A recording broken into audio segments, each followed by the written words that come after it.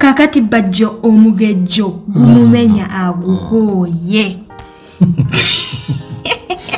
lwaki agukooye kali fiti bajjo omugejjo bambi agukooye gumuku nekubidufulufugani yamuvuma ekyo tekiriiko yagambaawe alabika geze ennaku zino kakati munange wasiibye otya wasize otya nomunafu atuwuliriza ano ge mawulire wano ku Uganda at large nga tuba tugatuusizza naye leero sireese mawulire endese lugambo era bulijjo badde bayootera mugambo nze bijjo ndeta mawulire obadde ki leero mulimu olugambo leero olunaku lunyumiddeeyo ku TikTok so lwe lugambo lwensinga obba nalwo naye nga ye bajjo agamba enti bambi yapostinze ku X account ye ng'agamba comrades, I'm tired of this big stomach. What can I do?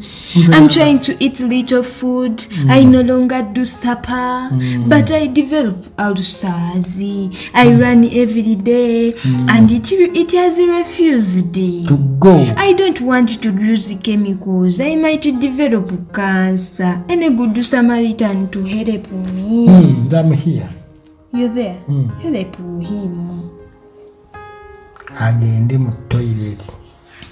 Minundi ngena bulunako. By the way, one of the dagala edisa rubuto every after meals. Toseka gakula. Are you sure? Kakola every after me ani yali akikozesezzaako kakola kakati unange tewerabira kuweereza birthday wish yo ku namba yange eyanze ayo amwe you can wish your loved one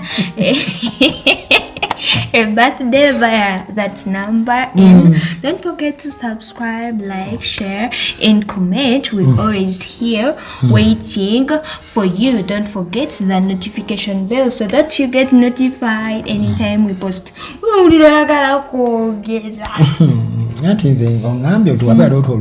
By the way, oluza before chi omuntu abantu bebasinga olowolezaamu anti era toilet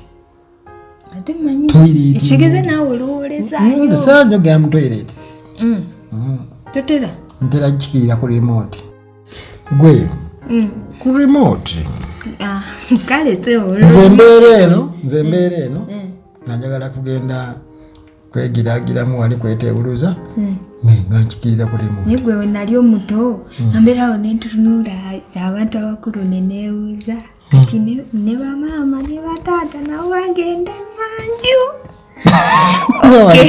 munange twafiiriddwa nno Honorable Joyce Nabosa Sebugwawo lost her husband Engineer Daniel Sebugwawo yafudde ng'ennaku z'omwezi 2 munange yafudde musajja wattu munange era nga yafiiridde mu maka ge ag'Enaalya empozi Honorable Joyce yani Minister Sebugwawo Minister yali minisita bashize minisita ku mulimu gwa Museveni guno bambi munange kitalo nnyo nnyini ddala omukyala mukama akugumye naye nalabye mugumu omukyala na mukama ayongera omugumya sagala kwogera bingi gwe agulamuze ekisebyo tubireke mu kaseera kano tujja byogera olulala kakati ne WWE wrestler Rey Mysterio senior tuyina junior ne senior kati senior ye yayiseewo naye yafudde ennaku z'omwezi 2 edde ku myaka 66 egy'obukulu abadde akyazanya wrestling nalabika abadde yawummula Rey Mysterio ono junior yabadde akikuba ne mutabani we Dominic n'omuzukulu oli uncle we eri uncle we uncle we naye oba ye yamukuza kwe kumutuuma Mysterio kakati 4 men were remanded to Luzira prison kuguli omusango gw'okutta Albert Cook Tugume Apuli muganda wa brother wa Dorini Yanjura deputy Lord Mayor.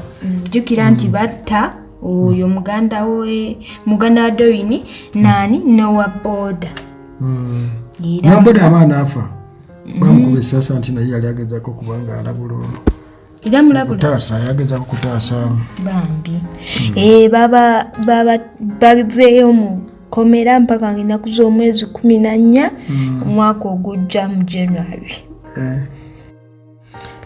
Mobile money naye no business eri risk kubanga definitely babeera bakimanyi nti abantu abanyuka akawungeza abanesente. Wobeera ku mobile money nga maaso gyokolere mabega gyosula bagyera kumenya. Wobeera ng'olina gyosula era bajja kuteega kati yo mobile money ayina kola. Gufuuse risk kati ng'ogwa bodaboda. Ogwa bodaboda nti obuyondo. Boda bambi naye munnange tewaba kyakola ate aba alina okukola ate nga gwego gwayinawo. Kakati bad luck yabaddeko awo nka interview ne Binani Bina Baby omumanyi mpozi erinnya lye nawulira likusanyusa. Bina Baby mumanyi. Bad luck na tugamba nti there is no perfect man. Bana mweteri musajja ali perfect. Nga waayiriza. Bwoli perfect. Tumanyi byolinga okola ng'okyayiri bami mugundi eri ku gundi. Ngesayiri bako. Teri yagambye era funo yaliwo gobose tolinga naye onoddamu kunoonya ali perfect. Teri. Natuwa example ya Shiba. Shiba yafuna olubuto musajja omufumbo. Naye gwamanyi nti mufumbo. Kati gwe nawe wofuna aliwo wokwazaganya aliwo genda. Badibula akayagala okusabuka. Era ayina okweta ku kya Shiba yafuna olubuto mumasajja mufumbo. Gwamanyi nti mufumbo. Kakati weluwata kimanyi. Kakati nage kyeneebuuza. Kakati olu. Anti that's the example gye yasobodde tuwa kuba ffenna tukimanyi. Kakati ekyebuuzibwa kiri kimu. Bad Black yazaala basajja bameka. Ati ye munange ebibye. Lwaki teyasetolinga n'oyo gwe yasooka? Bakimuswaga agamba olina makulu. Kimanya olina. Anti yagenda nga trying ndowooza nga noonya omutuufu eyo gy'azuulira nti teri. Okay. Eyo gy'azuulira kati she is speaking out of experience alo. Kabagamba ne bw'ofuna mufumbo naye ng'akulabirira. Teeka wano nnyama yo munkwawa. Gw'omanya ebisigati. Husband snatcher. Naye bannange gwe waliwo story eri awo etambula. Kuliko omuvubuka ali coach. Is a coach, gym coach. Gym coach bulijjo ali oku atrendinga. Yenna ali awo omubiri gwe munene nze gwanemutegeera.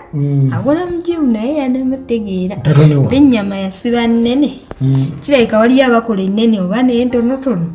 Anti kisinzira tuba tuli awo ngo girlfriend amupostinga nga postinga gym god mwebaza thank you my one and only for being there bichi as the year is ending I can't forget to kukwebaza waite mweza omukulu nga ali ku live nze simanyi kiki yavuddeko postinga bintu ebyo oba byabaddeyo mubala bwala banne nga bamupikapika. Nga awakana si girlfriend we obanga kyamunyiziza. Byonna mubyogera oba mubyogera nti abaana nga bamune bibi. Grace, simanyi Grace bishomwana. Grace. Ngamba yamanyi byabaddeko biki. Mwala nga waitawo meka nga binze ka video. Asekwagala mulaba. Naye nga wali wansi ataddewo caption. Nti yo my one and only. Eyo still my one and only. Waita eddakiika 2 abaana bakuli balina olugambo nga balese ebifaananyi nti omusajja mufumbo. Kumbaga ebyembaga. The other story is sessa. Ebifaananyi kyembaga kiyitinganye. Ekyembaga kimaze okuyitingana ate ng'omuyimbi Sukupu Rama naye avaayo. Mbona iko ali kulayi. Avaayo nga apostinga ki? Gym coach. Omuwala nga yamuweereza message message nazo abaana azitulaga mbu oyinza otya okola ekyo ne mugenda ne kuzi photoshoot oyinza otya okinkola nga naye bamubyeko omusajja ate bamubyeko omusajja omuwalayo eyapostinze coach ng'ate scoop lwama amulaga nti oyinza otya okukola ebyo ne mugenda ne ku photoshoot ng'ate naye kwegamba yeewuunya oba yabadde amanyi ye bebi ate omwana najja bebi mu galale naye n'aleeta ate kooki omwana yajja bebi mu galale oba naye neyejja mu galale okitegeera ekintu ekyo naye kakati ebintu by'okupostinga bino lwaki tetubyesonyiwa otuufu mumanyi kyemukoze bya posting bino if you love someone be with someone there not here naye manyi nze ebyo bintu bya posting ate nakyo biwagira nga bwolaba DNA we yajjayo ebyama ne batandika nedda tetukkiriza mu DNA kakati ne posting nayo egenda tuyamba nnyo nze ndowooza posting erina kukola ku basajja gwe ng'omukazi if at all they haven't posted you sirikako don't even post why are you kuba kati singa kochi yavuddeyo neyepostinga singa tewali neki kyetwogera naye omukazi yapostinga nikochi amaze postinga ndowooza naye ayina mukyala mukulu eri atono bikibiki so mukene omuliire eyo sebisa naakola mix olwale eyakomentinze mbono kochi ayina ekisambi kiringa ekya KFC naye maama ego kochi aliwagenda mulaba nawe olabe kiri ekisambi kochi ayina bayina wa ninga lwaki oba weegaana omwagalwawo ante kati koko kuposti yankabitewo naye baby why did you remove it n'omuwala jamubuuza why do I remove it kati kikyali awo naye ate abala bajja baleta bwino olaba mu lunaku lumu tufunye postinze oli amweganye embaga baleese ebyembaga ate n'oli naye azze kwegamba gye tunaggwere obufumbo bwo obunaba bukyaliwo abutabudde omuwala yapostinze omuwala ayinza oba ayina byeyabadde anoonya naye abisimye n'abifuna kibalaga nti buli kimu kirina omugaso naye olowooza kikirizibwa okebera esimu y'omwagalwawo is it advisable kisinziira me I don't advise anyone kisinziira tuki bwe muba mwesigangana nga temwenda ate wakisimu ate mugitemuze teri musajja atayenda kati nze esimu yange erimu password esimu yange erimu password toyina kyongamba olinako bwino nkulinako bwino anze simanyi lwaki mba nningiza mu kati owakana ki opakanya lwaki ati era n'omulala tasobola kugamba nti nze nyenda era nayenda agenda nze nsobola okweyogera nze nsobola olimba byamanyiko kyate wali infact bwe gimubuuza ajja kugamba nti clean aliwa igwe anyway sisobola kuwakanya munnange naye nabikola naye ajja kugamba nti tabikola kakati nze mpozi amagezi genyinza okuwa bakazi banange let's leave the phones and let's wait for those men to post us don't post okulinda mugenda byewakwogera kyendabyemu linde omusajja akuposting wapostinga mujjawo tonyi nze ngamba wapostinga mujjawo tonyi anti awo omanyi namba yo abasajja be batwa enamba zaabwe that's why wokebera obusungu we buva butya kikaana gwe olaba kano musiri gwammanyiira ekimmanyidde nnyo postinga obire ebifaananyi bye twakubiza obirina byokubaathedde bipostinge tulabe nga tuli mu kuwuga oli nga anti nange era mba nino kyankalanya look this one if you posting biki so that's why the network posting I post myself alone alone inze no actually kubujjo bwaki olaba abakyali bange benkolerako obujjo olwo okay I think we are Bamoshing. Christmas is no king. No king. Okay. And after first, you know. after first, after second, you know. Eriyo nga mmeka kozi 3 January. Ezo twetaaga na kutimba ku billboard.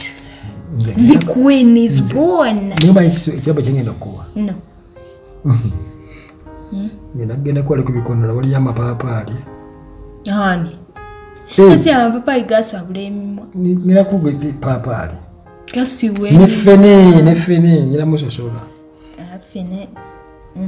Squat on my sand. Okay. Good night. Good morning and good evening.